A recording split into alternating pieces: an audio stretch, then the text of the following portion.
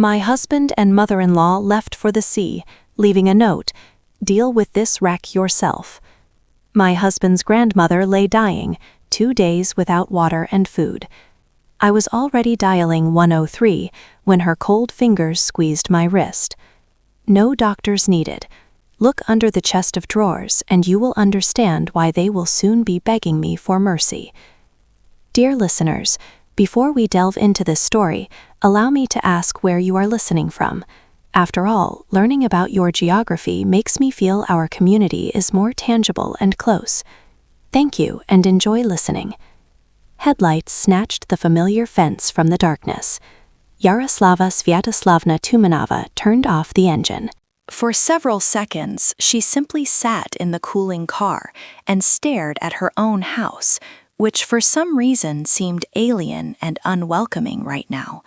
The porch was drowning in gloom, although her mother-in-law, Angelina Danilovna, always insisted that the lantern burn until midnight, because the seaside hooligans were just waiting for decent people to let their guard down.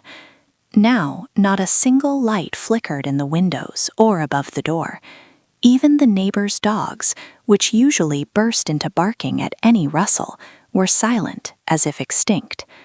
The October wind from the Sea of Japan hit her face with salty dampness.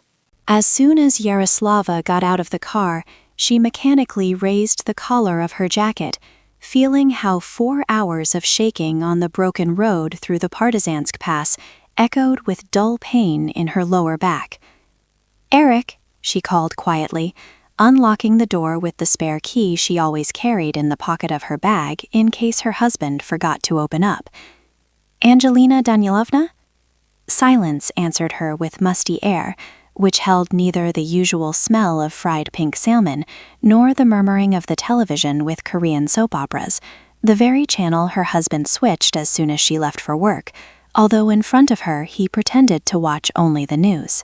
Yaroslava clicked the switch in the hallway and squinted from the harsh light illuminating scattered slippers and a dusty coat rack where her old windbreaker dangled forlornly.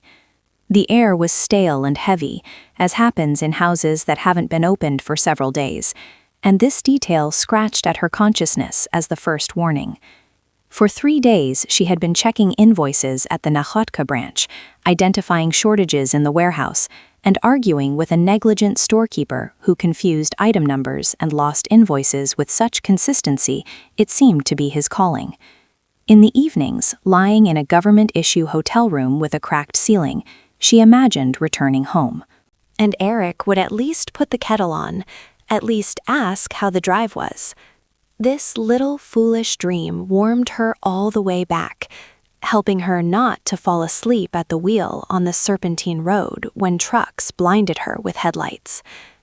Now standing in the middle of the living room, with pillows on the floor and empty bottles of Tikakienskaya beer, next to which lay crumpled packages of instant noodles, she felt hope falling away like autumn leaves behind the window.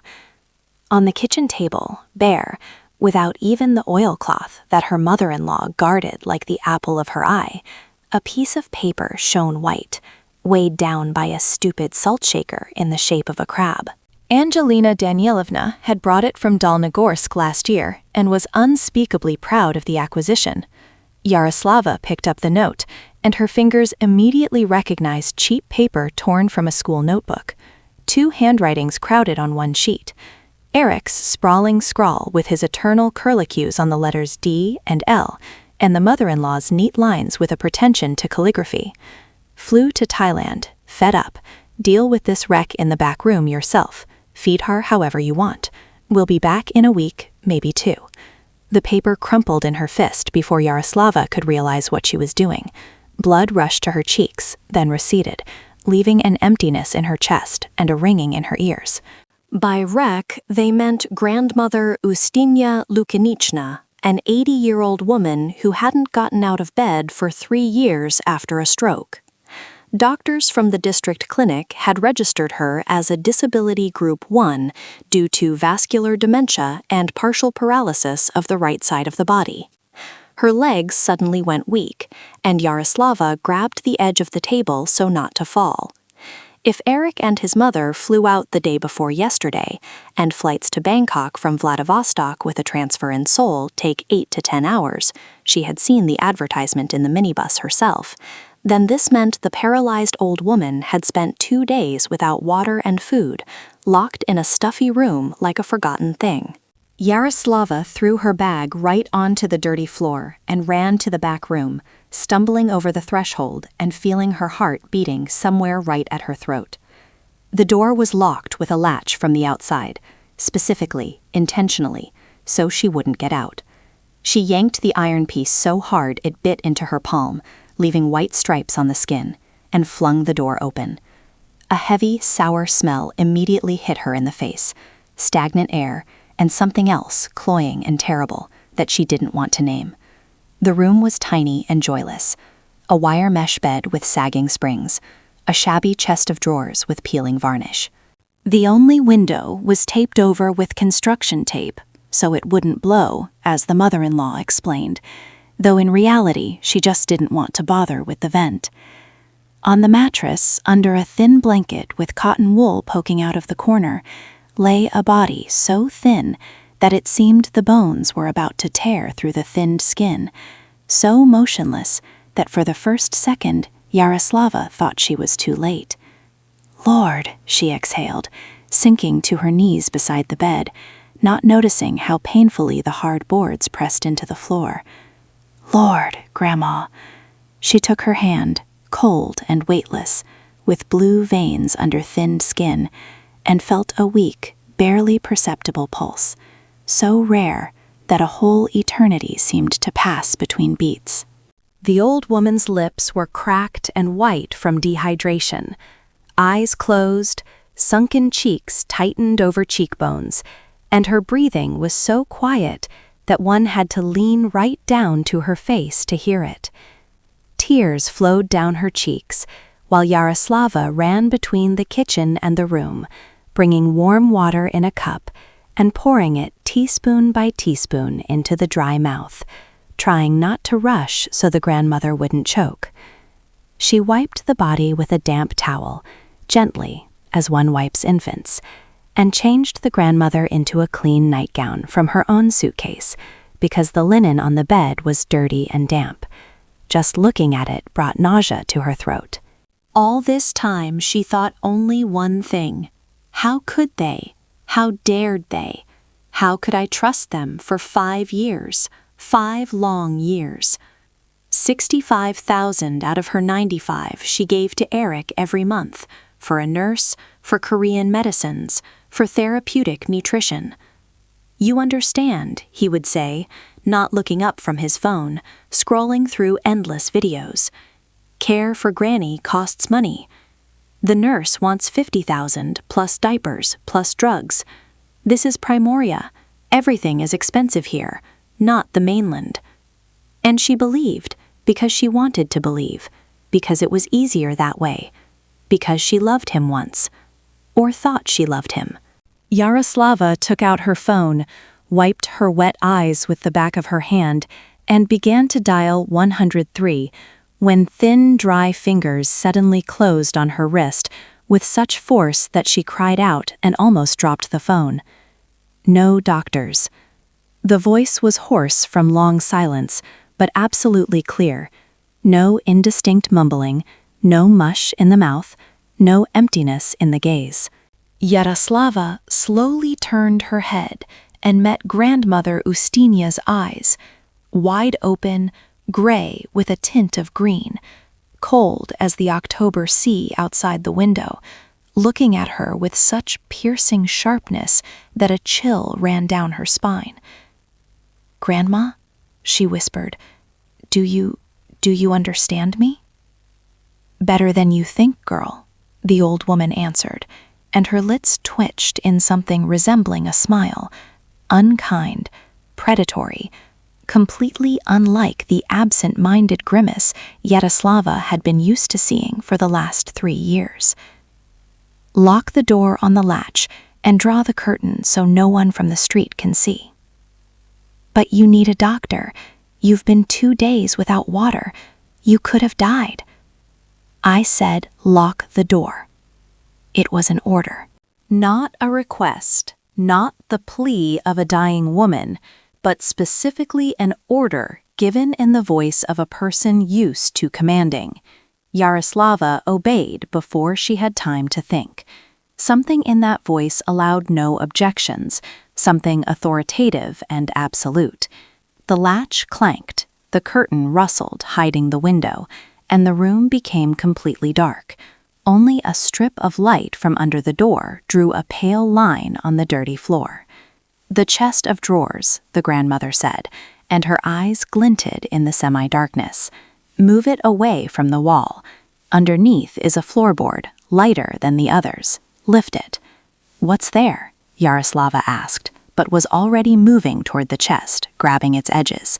"You'll see." "Do what I say." Her hands trembled as she dragged the heavy furniture, scratching the linoleum with the legs so that whitish furrows remained. A board was indeed found to be of a slightly different shade, as if it had been changed later, with a barely noticeable gap along the edge.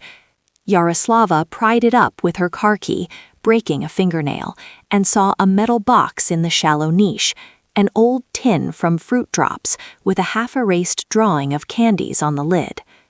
"Bring it here, quickly." Inside lay dark glass vials with Chinese characters drawn in red ink, and a blister pack with capsules without markings, black, matte, looking like beetles. Yaroslava watched as the grandmother, with stiff but sure fingers, uncorked one of the vials, and the words escaped her lips by themselves. "What is this?" "It's drugs, contraband, a tonic tincture from Harbin," the old woman answered, bringing the vial to her lips. Something resembling a smirk was heard in her voice. "A recipe from a Chinese doctor who owed me a favor 30 years ago. Not poison, not dope, just a very expensive and very effective remedy of traditional medicine. Something like ginseng, only stronger. I was saving it for extreme cases. This is that very case." She drank the contents in one gulp, grimaced from the bitterness so that deep wrinkles gathered on her forehead, and closed her eyes, leaning back on the pillow. Yaroslava stood nearby, not knowing what to do. Run for the phone, call for help, or simply wait and pray that the old woman wouldn't die in her arms. 15 or 20 minutes passed. She lost count of time. The grandmother's breathing became deeper and more even. Color was slowly returning to her waxy cheeks, a weak but noticeable blush, as if life was pouring in under the skin. The old woman wiggled her fingers, then bent her arm at the elbow, then slowly, with visible effort, raised herself on the pillows and finally sat up, leaning against the headboard.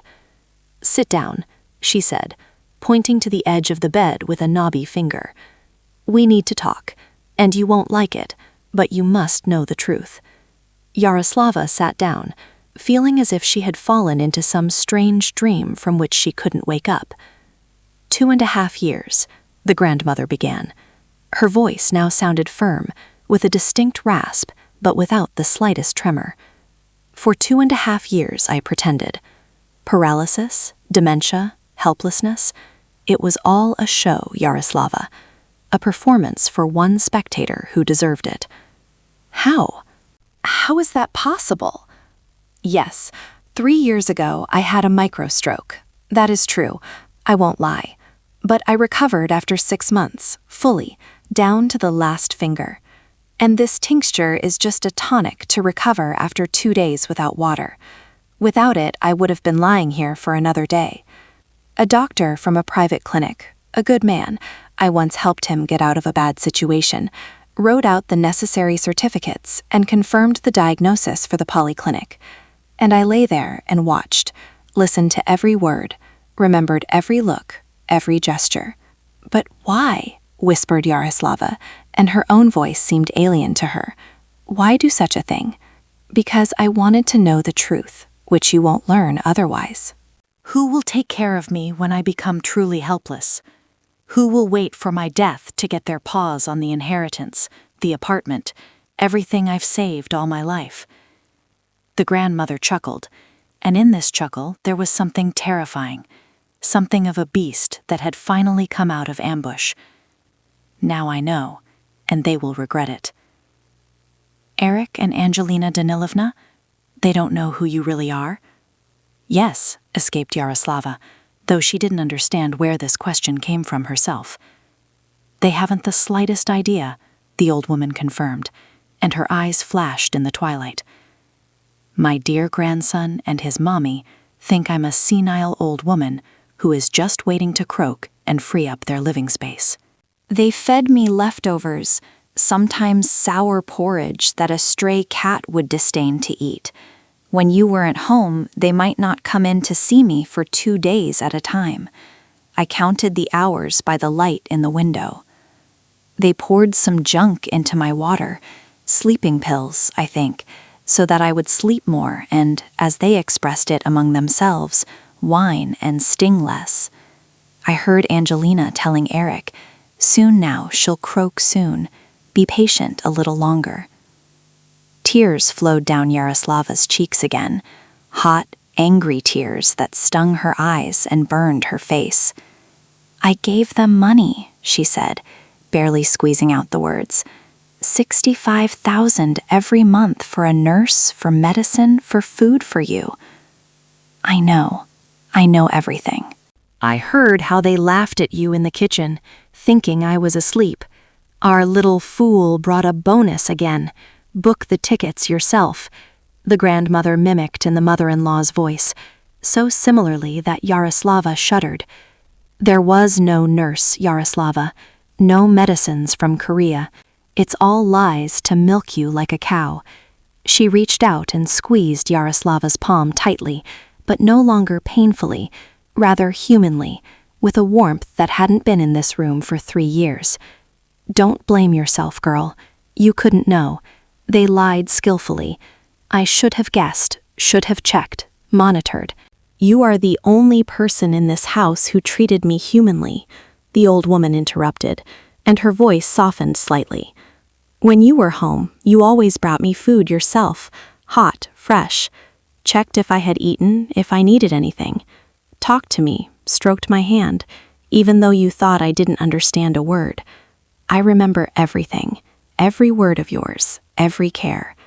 Only thanks to you am I still alive, Yaroslava. Only thanks to you did I make it to this day.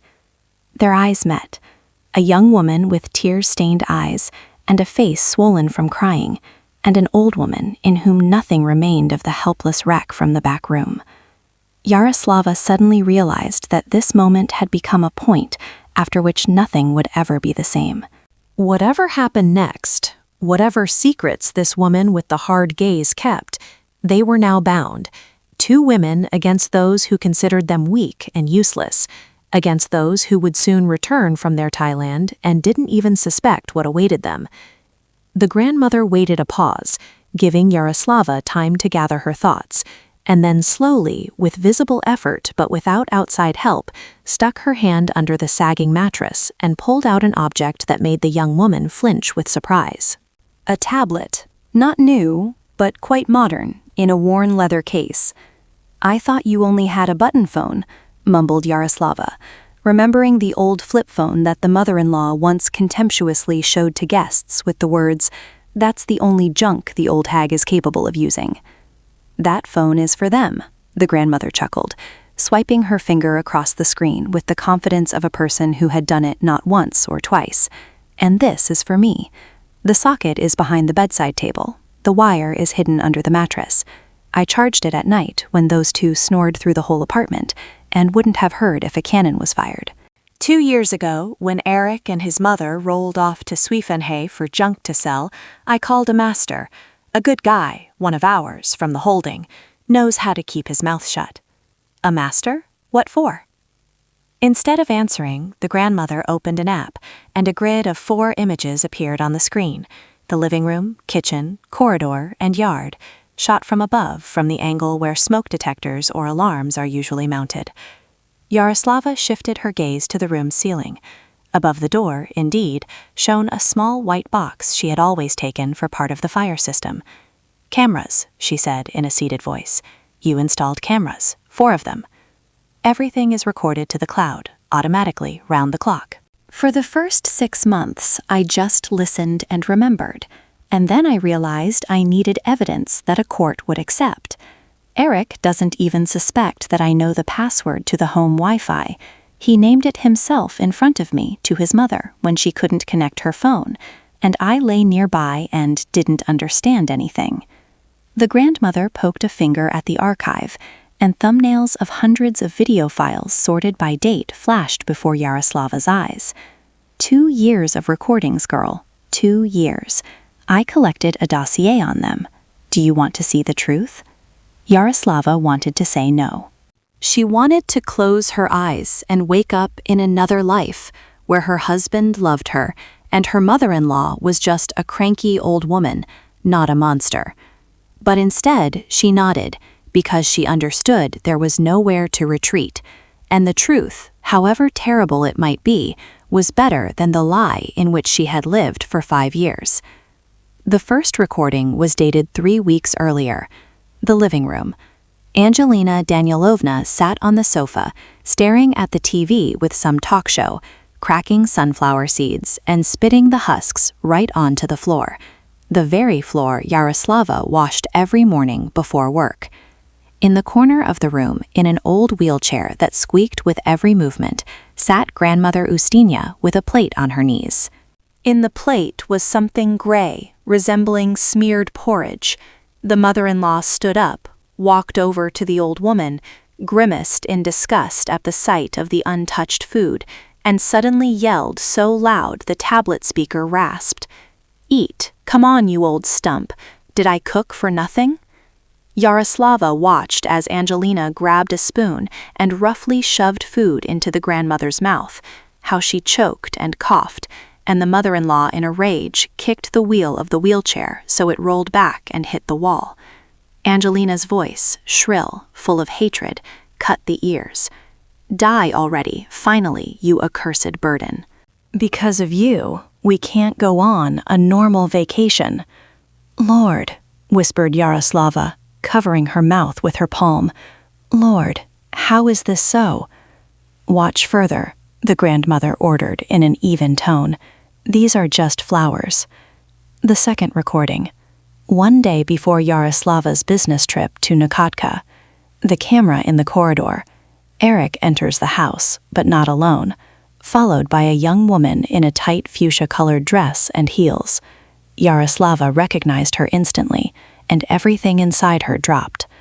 Ilona Kunitsina, whom Eric introduced as the daughter of his mother's friend from Artem, who supposedly came to help with documents for the polyclinic.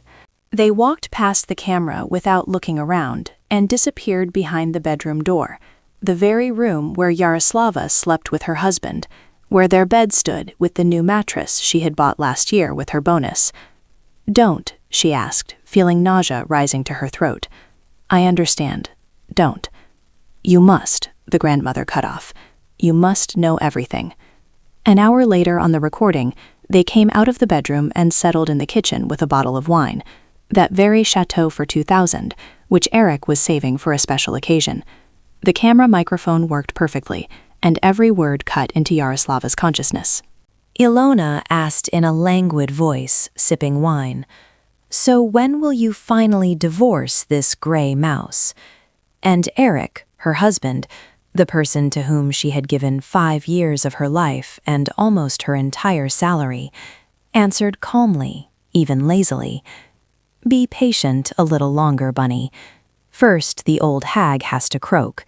Then I'll get the inheritance, the house, the share in the business, and kick out this obedient cash cow. By God, it'll even be a pity to lose such income." Yaroslava's legs gave way, and she sat right on the floor, not noticing how painfully she hit her tailbone on the board. 5 years.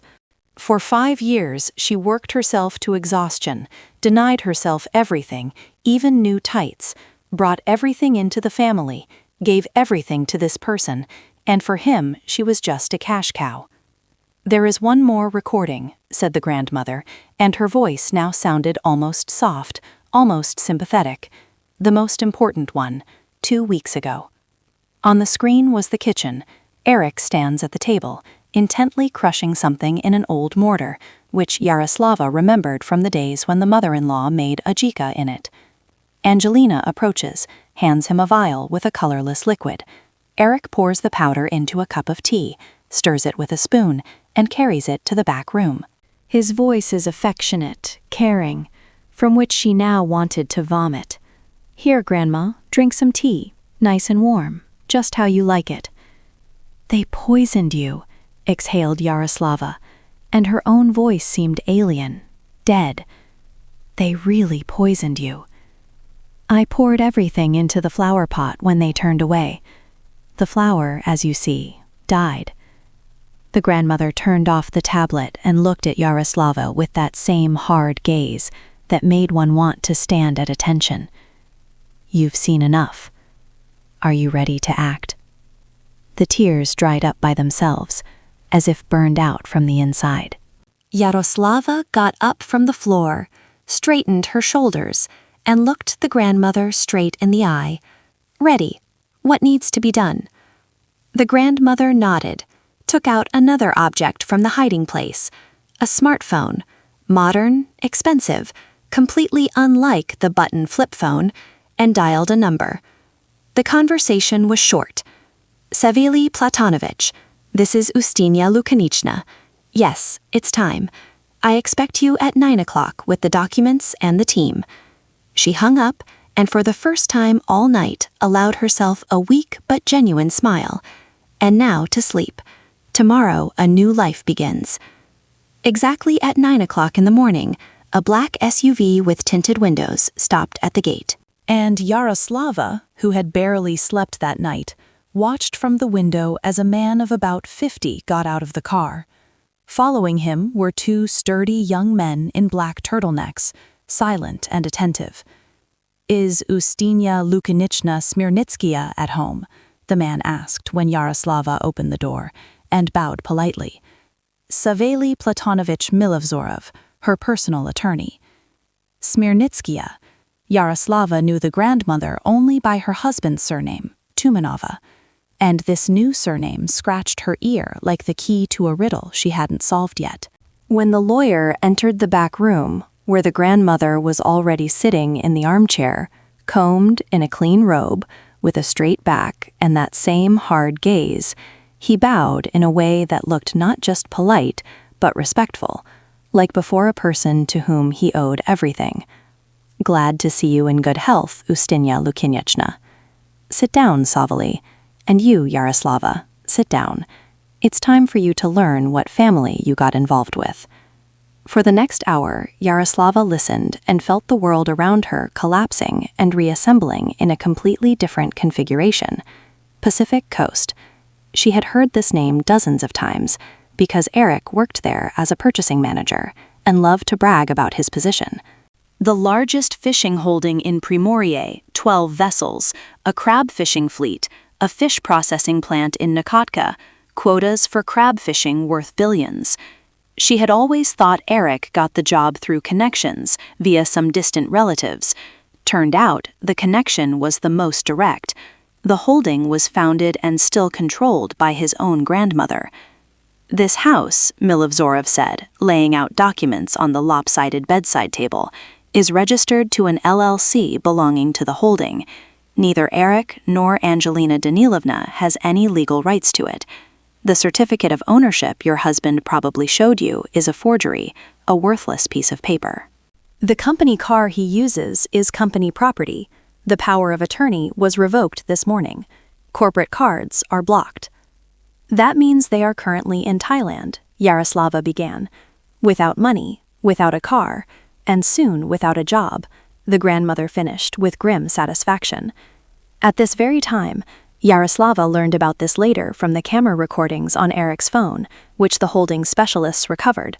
Her husband was lying on a lounge chair by the hotel pool in Pattaya, sipping a cocktail and browsing a catalog of Thai massage parlors.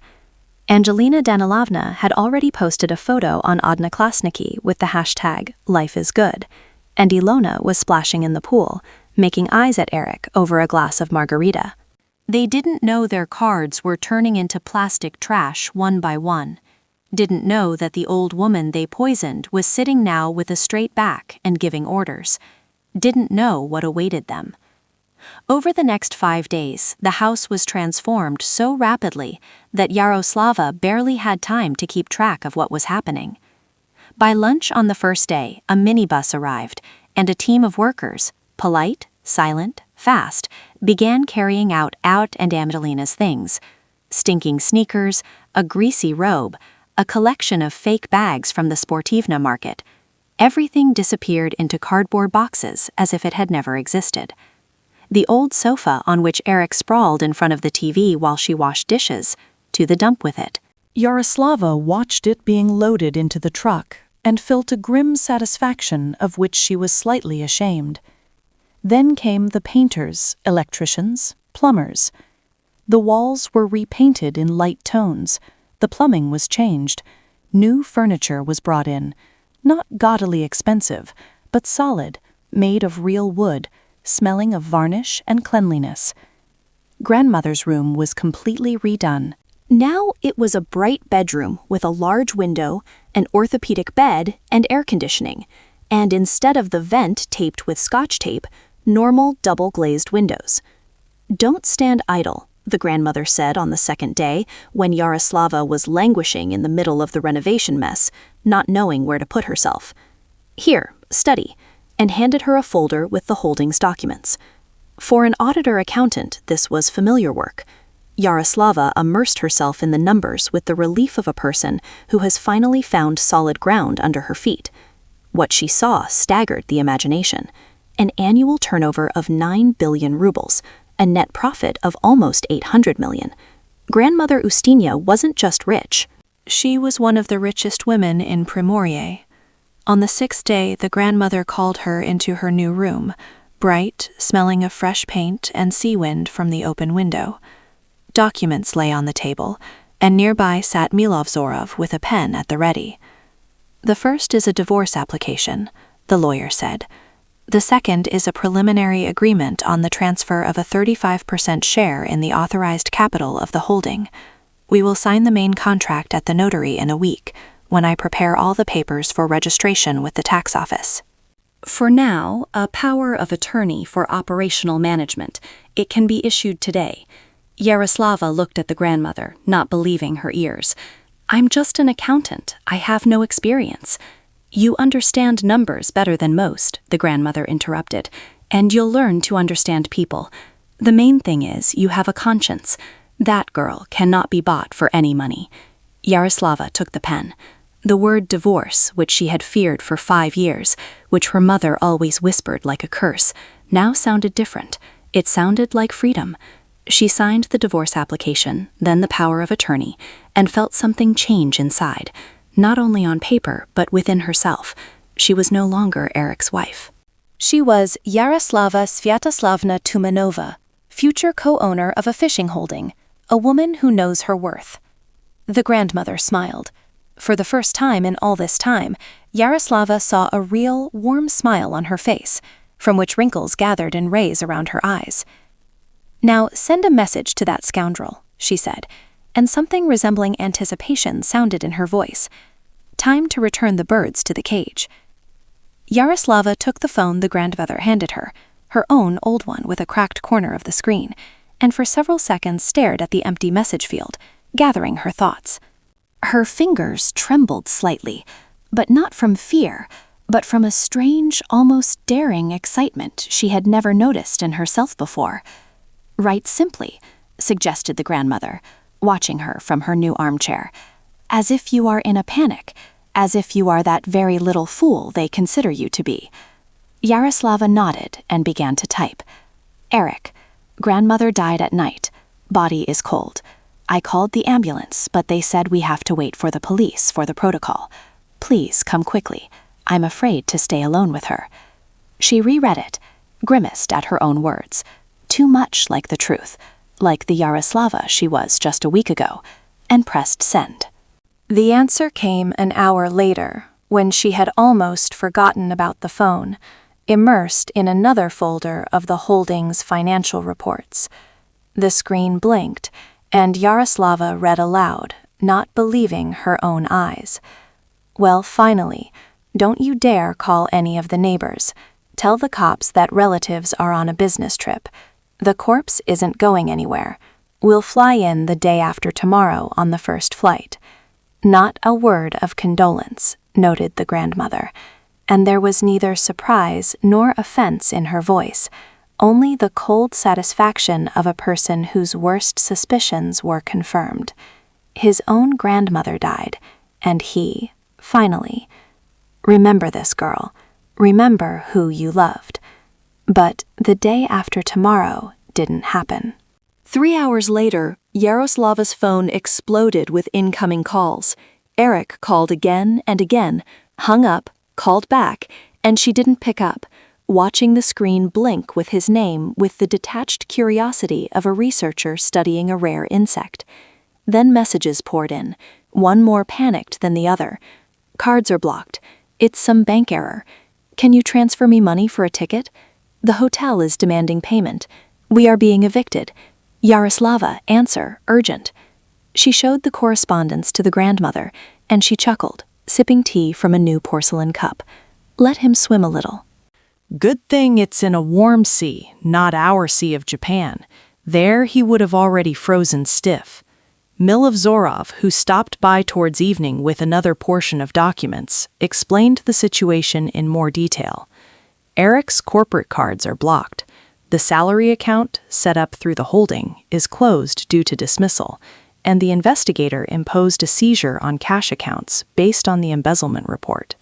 Standard procedure when initiating a case under Article 159. For 3 years, he padded reports on fuel purchases for ships and gear that no one ever bought, and transferred the difference to his accounts through shell companies. The sum accumulated is decent, more than 4 million rubles. Enough to initiate a criminal case for fraud on an especially large scale. "How long will they have to stick around there?" asked Yaroslava, surprising herself at how even her voice sounded. 3 or 4 days, until they find someone to borrow from for tickets. Tourists sometimes help compatriots, although every year less often. They've seen enough of scammers. And so it happened. For 4 days, Eric, Angelina, and Alona rushed around Pattaya, begging money from casual acquaintances and listening to refusals, until finally some compassionate couple from Khabarovsk lent them tickets with a transfer through Seoul, the cheapest and most inconvenient route that could be found. The flight arrived at 22:40 or 10:40 at night, and by this time everything was ready in the house. Yaroslava turned off the light on the porch and in the living room, let them think the house is immersed in mourning, and sat in the shadows by the window from where the entrance was visible. Grandmother Ustinya settled in the center of the room, in the new leather armchair, dressed in a strict suit that Milovzorov brought from the city, along with a hairdresser who styled her gray hair in a neat hairstyle. A ring with a large sapphire gleamed on her finger. A family jewel she kept separate from everything and never showed her grandson. "Nervous?" asked the grandmother, not turning her head. "A little," admitted Yaroslava, "although probably not as much as I should be." "That's right. You need to be nervous when you don't know how it will end. But we know." Milovzorov sat in the corner with a folder of documents on his knees, imperturbable as a statue. In the corridor, invisible from the hallway, waited 2 young men from his security team. Yaroslava preferred not to ask what they did on ordinary days. Behind the kitchen door was stationed District Police Captain Dementiev, middle-aged, tired, with the face of a man who had seen everything and long ceased to be surprised by human meanness. The statement about intentional infliction of grievous bodily harm, torture, and leaving in danger already lay in his folder, along with printouts of video recordings. At 23:15, 11:15 p.m., the sound of an approaching car was heard. Doors slammed, and voices reached Yaroslava's hearing. Tired, irritated, angry. Eric was scolding his mother for something. Angelina Danilovna snapped back. Alona was silent. Steps on the porch. The clinking of a key in the lock. They didn't even notice the lock was new, and the old key fit only because it was specially left compatible. The door opened, letting in the October cold and the smell of cheap alcohol. Apparently, they drowned their stress on the plane. Eric stepped into the darkness of the hallway, fumbling with his hand along the wall in search of the switch. His voice, so familiar, so hateful now, rang through the house. "Yaroslava, why the hell is it dark? Where is this fool?" The click of the switch, the new crystal chandelier, the very one Angelina Danilovna once admired in the store, sighing, "We can never afford such a thing," flooded the living room with warm light. Yaroslava saw their faces elongate, turning into masks of amazement and horror. Angelina reacted first. She dropped her bag, grabbed her chest, and shrieked so piercingly that ears rang. "Ghost! Lord, a ghost!" and slumped right onto the floor in the doorway, preventing the door from closing. Ilona backed away, stumbled over the threshold, and almost fell on her back. Eric just stood with his mouth open, jaw dropped and eyes bulging, shifting his gaze from the grandmother to Yaroslava, from Yaroslava to the unfamiliar furniture, to the bare walls where his posters used to hang, to the clean floor where his sneakers used to lie, and couldn't squeeze out a word. The grandmother leisurely raised the cup of tea, and the thin porcelain clinked in the absolute silence. Took a sip, put the cup on the saucer, and spoke in a voice from which the temperature in the room seemed to drop by several degrees. "If I had really died, Eric, I would have returned from the other world specifically to drag you down with me. But as you see, I didn't have to." Eric finally found the power of speech and immediately went on the offensive because it was the only tactic he knew. He yelled that this was his house, that Yaroslava had gone crazy, that he would call the police, that the grandmother was clearly out of her mind to arrange this circus, and took a step forward, menacingly looming over his ex-wife. But instead of the usual reaction of lowered eyes and hunched shoulders, Yaroslava stepped towards him, and her voice sounded so calm and cold that Eric cut himself off mid-word. "Don't you dare raise your voice in a house that does not belong to you and never belonged to you." From the shadows behind the sofa stepped Milovzorov, and Eric recoiled. He hadn't seen the lawyer before. He introduced himself in an even, almost bored tone. Managing partner of the law firm, legal advisor to the Pacific Coast Holding, personal attorney to Ustinya Lukinichna Smirnitska, founder and majority shareholder of the holding. "Smirnitska?" repeated Eric, and something childish, confused, was heard in his voice.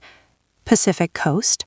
Your own grandmother," confirmed Ustinya Lukinichna with a cold smirk. "That very wreck you poisoned with sleeping pills and starved. That very old hag whose death you waited for to get your paws on the inheritance." "Surprise, grandson," Milovzorov continued in a monotone voice, as if reading a sentence. "Eric Demyanovich Tumanov was hired by the holding 5 years ago solely on the personal instruction of Ustinya Lukichna, not for qualifications, which he lacks, but so the grandson could provide for his family. Over these years, he stole from the company more than 4,200,000 rubles through fictitious purchases. Fired this morning under the article for embezzlement. A police report has been filed." Eric turned white. Everything he was proud of, a good position, connections in the company, prospects for growth, turned out to be a handout from the grandmother he poisoned. He was not a valuable employee, but a parasite tolerated out of pity. "It's all her," he suddenly yelled, poking a finger at Ilona. "She put me up to it, said if the old woman dies, we'll live beautifully." "Me?" Ilona flared up. "You bragged to me yourself how you sprinkled junk in the granny's tea. I thought you were joking, you crazy psycho." "Lies, lies," wailed Angelina Danilovna from the floor. "It was her idea." "Mother, you bought the sleeping pills. You have a prescription from the neurologist." "I bought it for myself. I have insomnia." They shouted at each other, interrupted, accused. 3 people who just a week ago imagined themselves cunning winners. Every word was recorded on Milovzilov's voice recorder. Captain Dementiev came out from behind the kitchen door and silently made notes in a notebook, looking at this farce with the expression of a man who should have retired long ago. Ilona was the first to realize that things were bad and began to make her way to the exit sideways along the wall. She grabbed the door handle, pulled, locked, pulled harder, didn't budge, pounded with her fists. "Let me out, I have nothing to do with this." "The door opens inwards, my dear," Milovzorov noted calmly. "Pull it towards yourself." Ilona yanked the door towards herself. It swung open, and on the porch appeared another policeman who had just walked up. Ilona ran into him at full speed. He mechanically grabbed her hands, and a cheap, shiny bracelet, apparently bought at a Thai market for fakes, flew off her wrist. "It's not mine, it's not mine," she shrieked for some reason, as if she were being accused of theft. "Calm down, citizen." The policeman picked up the bracelet and handed it to her. "Here is your jewelry." Captain Dementiev raised his hand, interrupting the commotion. "Enough. Citizen Tumanov, Citizen Tumanova, you are detained until circumstances are clarified based on the report of intentional infliction of grievous bodily harm, torture, leaving in danger, and fraud on an especially large scale." "Let's go." Eric tried to break free, shouted about a lawyer, about rights, but he was calmly turned to face the wall and handcuffs were clicked on. Angelina squealed about a bad heart. No one paid attention. Before he was taken away, Yaroslava walked up to him. He raised his eyes. In them flickered a plea, hope for pity, for that old Yaroslava who always forgave. "Yaroslava, I'll explain everything. You know me." She looked at him for a second, another, then took out her wedding ring from her pocket, a thin gold band she had worn for 5 years, and threw it at his feet. The ring clinked against the laminate and rolled into the corner. "I knew you," she said in an even voice. "Now I don't. To me, you are simply a defendant in a criminal case, a stranger." The policeman pushed him towards the exit, and the moment was lost forever. Yaroslava stood in the doorway, watching as the police UAS took her past into the October night. The wind from the sea ruffled her hair, salty air stung her eyes. But for the first time in 5 years, this smell didn't seem melancholy. The heaviness that had pressed on her chest all these years disappeared as if it had never existed. "Close the door, Yaroslava," said Grandmother Ustinya behind her back.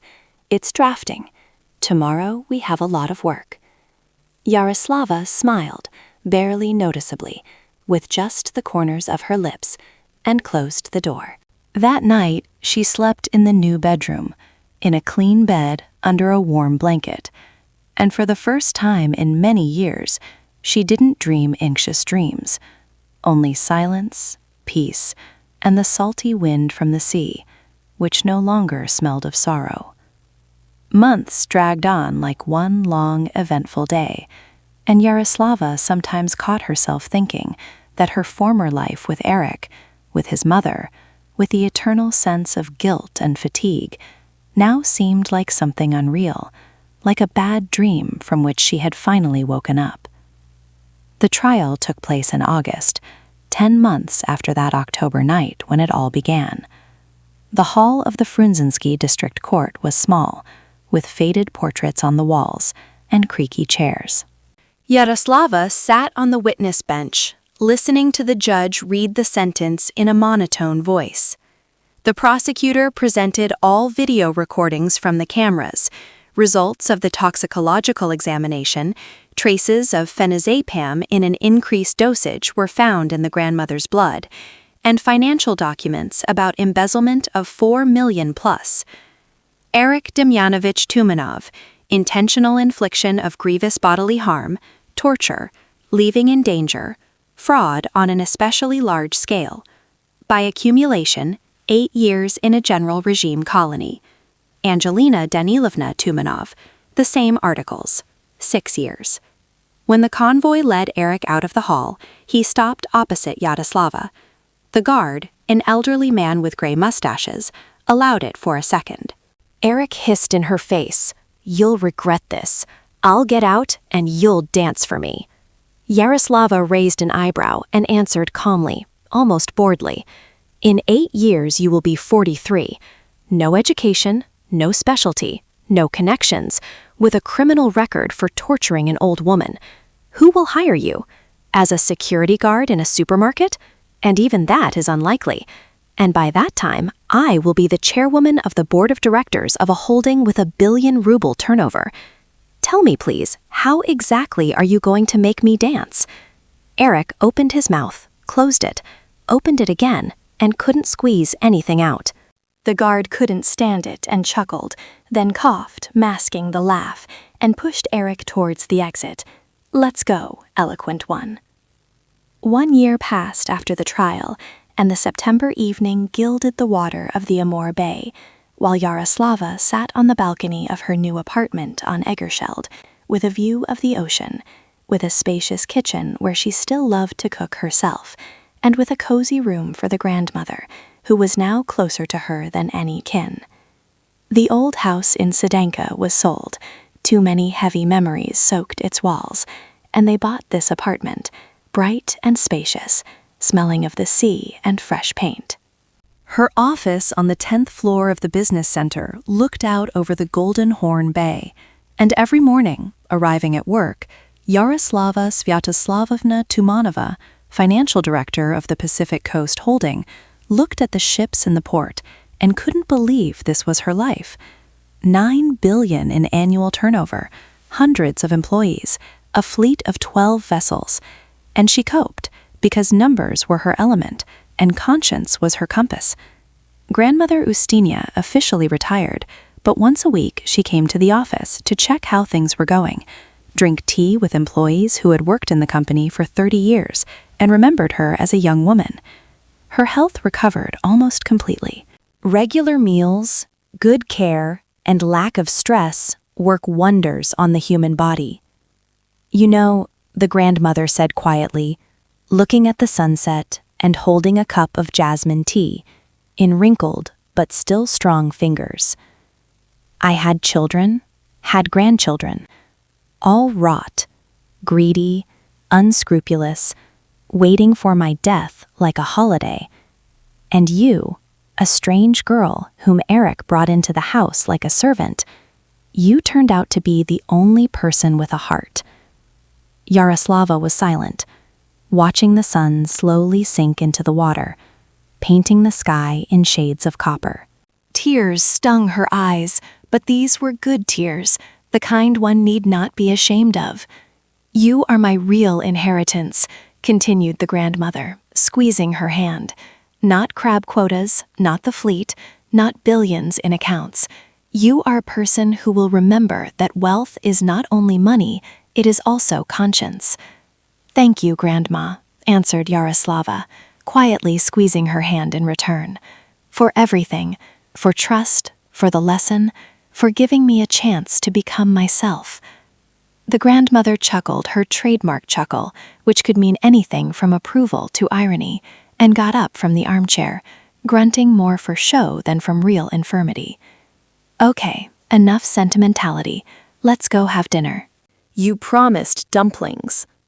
They went to the kitchen together, a young woman and an old woman, once strangers, now closer than blood relatives, bound not by genes, but by something more durable, an ordeal they went through together, and trust forged in the fire of betrayal. Outside the window, the city lights lit up, the port, ships in the roadstead, the bridge to Rusky Island. In the sky above the Amur Bay, the first stars emerged, indifferent to human dramas, but for some reason seeming almost friendly today. Yaroslava took the dough out of the refrigerator.